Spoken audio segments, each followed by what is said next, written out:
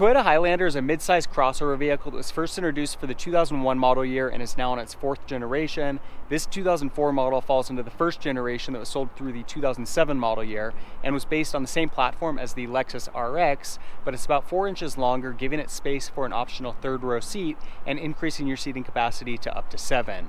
This first generation model was available in 4 different trim packages. This is the base model. It was also available as a sport, limited, or hybrid model. The Highlander has a plain design with conservative styling that is far from exciting, but it's not a bad design either.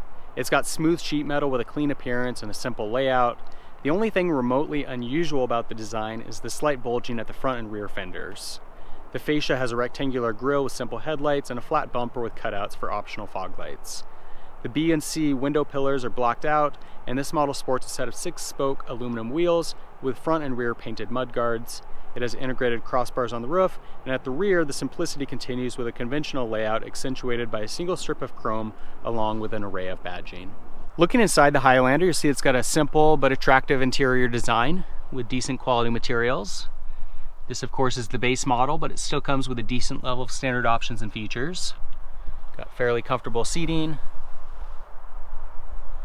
power windows, power door locks, full power driver seat with lumbar support. We also get power mirrors, security system, and climate control for the rear.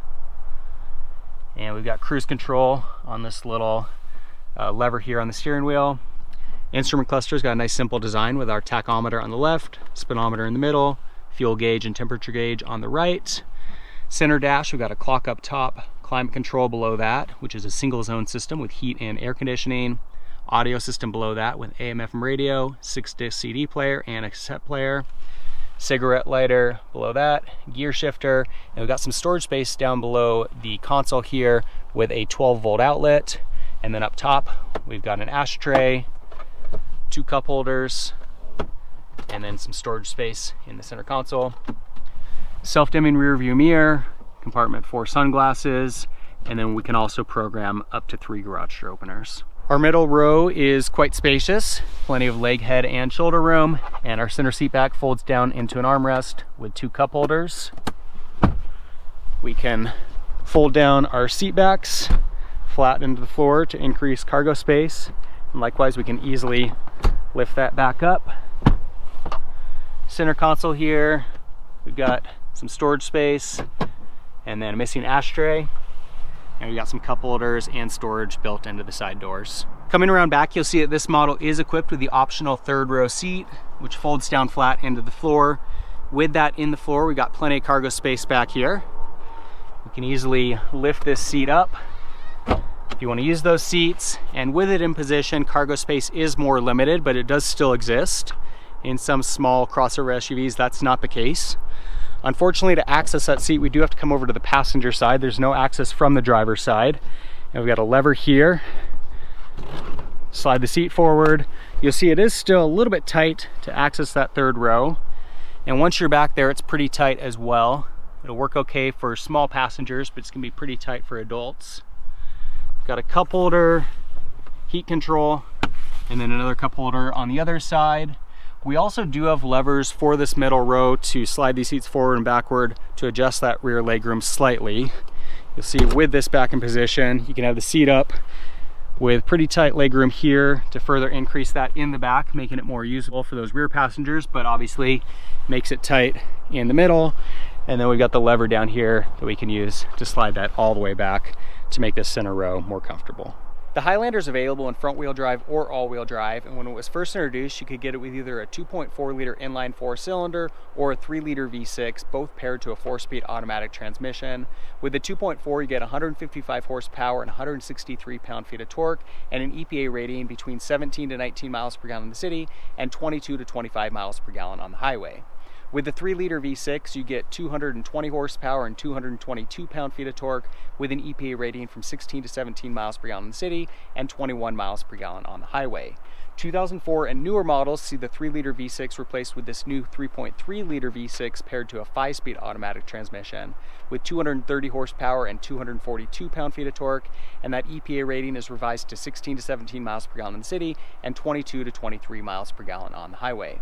And then starting in 2005, they also began offering a 3.3-liter V6 hybrid, which is paired to a CVT automatic transmission. That model sees 268 horsepower and 242 pound-feet of torque with a very impressive EPA rating of 27 to 28 miles per gallon in the city and 25 miles per gallon on the highway.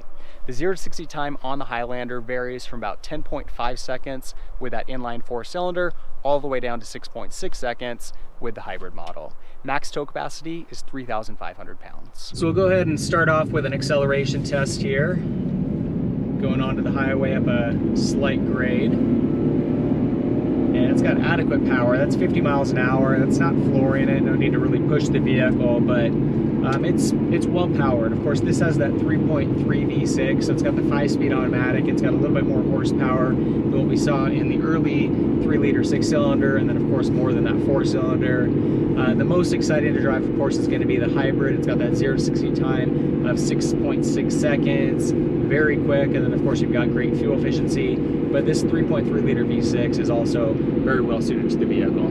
The Highlander was one of the first crossover vehicles that we see come to market. The idea with a crossover is that it's basically an SUV that's built on a car chassis. It's got unibody construction as opposed to body-on-frame construction, and you're getting some of the best of both worlds between a car and an SUV. You're getting the size of an SUV, you're getting a little bit more of that ground clearance, you're getting the commanding driving position, but then the vehicle drives a lot more like a car. It's got better fuel efficiency, better handling. The downside is that crossovers aren't as good off-road, so if you're looking for an off-roader, you're going to be better off with something like a 4Runner, but if you just want something that's bigger, it's got more space for passengers, and something that drives really nice, crossovers really are the way to go. This Highlander is running on a set of BFG KO2 all-terrain tires, which are a really good tire. They're great for all-terrain driving. If you're on dirt roads, gravel roads, driving through really deep snow, they've got excellent traction. The one downside though is that on a vehicle like this, you get a lot of road noise inside the cabin. You guys might be able to hear that on the mic.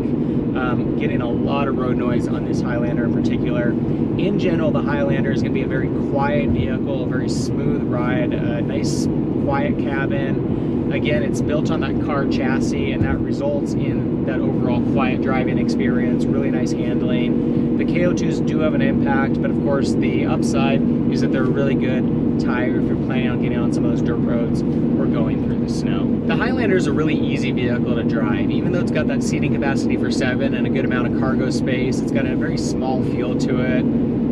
Got good visibility, nice side mirrors on the side that make it really easy for those lane changes, a good commanding driving position where you can see out over the dashboard and the hood very well. The steering's got a really nice light feel to it, likewise the brakes, and then the 3.3-liter V6 we've got on this is just the right amount of power, where it's not too much, but you've always got enough if you need it for merging onto the highway, you know, going up those steep mountain passes or getting by other vehicles. And just all around, they really kind of give you just what you need without giving you too much. So there you go, that's a look at the first generation model of the Toyota Highlander, one of the first crossover vehicles to market and continues to be one of the most popular crossover vehicles that's available. This first generation model, of course, is no exception to that. A really nice package all around. It's not the most exciting vehicle, but a really solid option for a number of reasons. It's got a nice, clean, simple style to it on the exterior. Inside, likewise, a very simple interior with decent quality materials. It's spacious. It's got a nice design with a good level of standard options and features. Nice list of available powertrain options on the Highlander as well, with plenty of power, good fuel efficiency, and decent tow capacity. And then, of course, because it's a Toyota, it should also have good long-term reliability, durability, and resale value. If you enjoyed today's video, make sure to give it a thumbs up, and for more car and truck reviews, be sure to subscribe. In the meantime, thanks for watching.